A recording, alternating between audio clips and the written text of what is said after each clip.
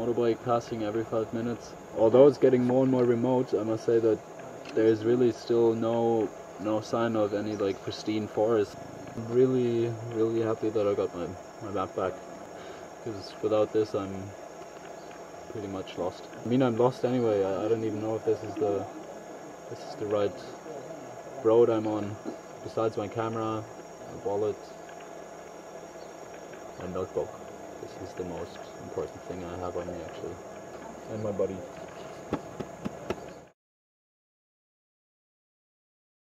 Stupid map is wrong. I really was about to cry right now. The stupid map, man. I think I'm gonna tear that shit apart. Basically, I just found out that those 2 days of traveling that I have behind me now are pretty much for nothing, because this is where the road that is supposed to bring me to Palangkaraya ends. Somehow this red line that is drawn on that map that I thought that I would just follow and then head west just disappeared basically. Really damn desperate right now. It turns from somewhat civilization into this. I mean, I should be happy. I mean, I'm trying to find out about deforestation, and this is good that there is remote places like this, but the stupid map, man. I just underestimated the size of this island, I guess. So what now? But I mean, I should be happy that I'm still alive. Could be much worse. Could have lost my camera, could have had an accident. Gotta keep my head up.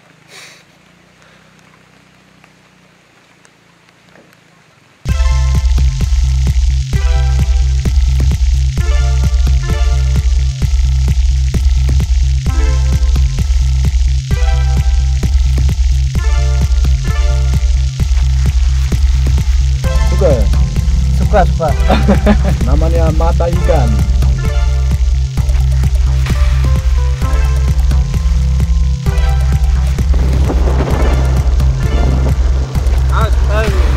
Kenapa jangan jatuh? Hah? Jatuh.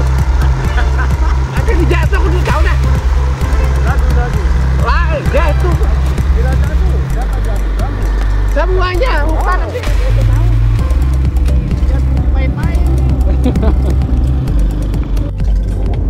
Suka musiknya. Suka, yeah. After 4 days of traveling, I finally reached Palangkaraya, the capital of central Kalimantan, which is referred to as the Hollywood of NGOs.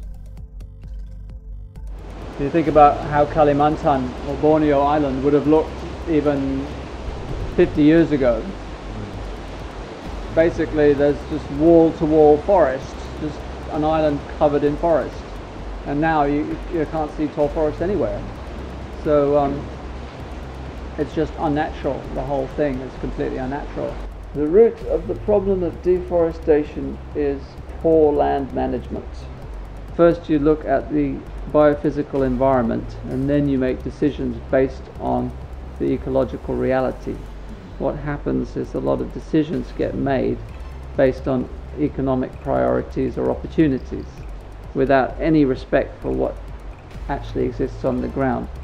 So the best case in point was the 1 million hectare rice project, which was put into a peatland, into a very delicate ecosystem, with a view to exploiting it and creating some kind of garden of food, which was totally contrary to the biophysical evidence. Natural resource management means balancing a whole range of things. Agriculture is always imposing itself upon forests. So everywhere in the world forests are being cleared because people want land for farming. The mega rice area then, so it's 1 million hectares of land. It was cleared for rice paddy, and it was peatland. It was drained because it's flooded in the wet season. But by draining it meant in the dry season you had these massive forest fires. The forest fires have burnt the top layers of peat, and in some places burnt 3-4 times over, so there's no seed bank left, there's no soil structure left. It's very hard to reforest. It's also worth remembering that the barren lands that have been burnt, and when it's been burnt, it's in the peatland anyway, an awful lot of the nutrients are gone. The Mega Rice Project was one of the biggest agricultural projects in Indonesia and ended up being the biggest environmental tragedy ever. They turned forests that had developed for 20,000 years into wasteland simply by ignoring the fact that peatland is not suitable for agriculture. And unfortunately, many of the local farmers are still doing the same mistake, simply because the pressure for land is so big and there is no other economic opportunity. Karena supaya lahan ini kering, maka buatlah sungai pakai eksa supaya airnya ngalir dan lahan-lahan kelompok tani ini bisa kering. Kalau basah begini nggak bisa bikin lahan pertanian ya? Iya. Harus kering dulu. Iya, harus dikeringkan dulu kalau buat pertanian. Itu nanam karet, kelapa sawit harus dikeringkan dulu. Tapi kelapa sawit itu dari perusahaan atau masyarakat? Masyarakat, yaitu kelompok tani yang di satu organisasi itu kan dibuat satu kelompok tani, jadi ada ketuanya tapi di wilayah itu di wilayah kecamatannya masing-masing. So the peat is carbon and it's only there because it's waterlogged. So as soon as you expose it to the air, it starts oxidizing and it forms carbon dioxide. And it can be broken down by bacteria and fungi that can't get to it when it's waterlogged. You want to save a peat swamp, you've got to keep the hydrology intact. It's only there because it's wet, and you've got to keep it wet. As well as keeping it wet, you've got to keep a steady supply of carbon coming in, so you've got to keep it forested. That means trees falling down, leaves falling down, animals dying. All of that gets turned into peat eventually. So if you cut the trees down, there's no more carbon coming in, the water table drops because the roots are gone and the carbon starts oxidizing, carbon dioxide gets released. So if you want to put an oil palm plantation on a peatland, it won't work.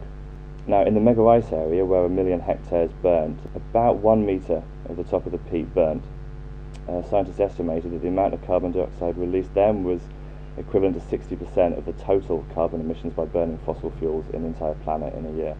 And the largest single rise in global temperatures were attributed to that burning event. The deepest peat core in Sabang is 20 meters, which dates back 20,000 years with carbon data. It's the oldest tropical peatland deposits in the world, deepest tropical peatland deposits in the world. It is a lot of carbon. Ini Kalimantan Tengah. Kita mulai dari izin konsensi sawit. Ini sawit. Yang biru. Ya, yang 4,8 juta hektar. Ini tambang. Daerah tambang.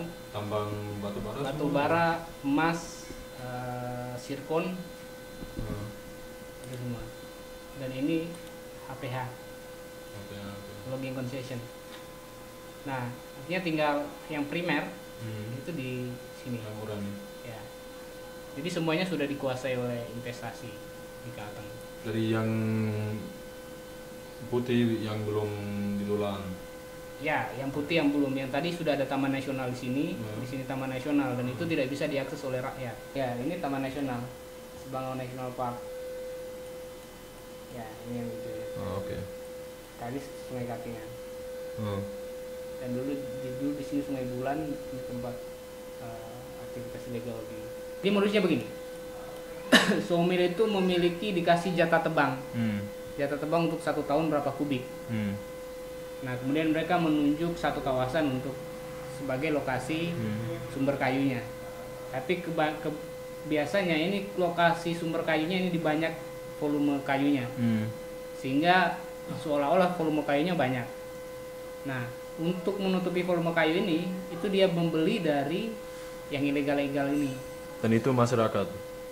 Ya, tapi bukan masyarakat lokal. Ini kebanyakan masyarakat dari Banjar. Berapa hari lewat sungai itu? Kalau kesini hanya 1 hari bisa tembus sampai sana. Dari Palangkaraya ke Kasongan itu. Ya, dari Palangkaraya ke Kasongan, baru turun melalui Sungai Katingan. Kebanyakan di sini aktivitasnya. Dan ini semua national park?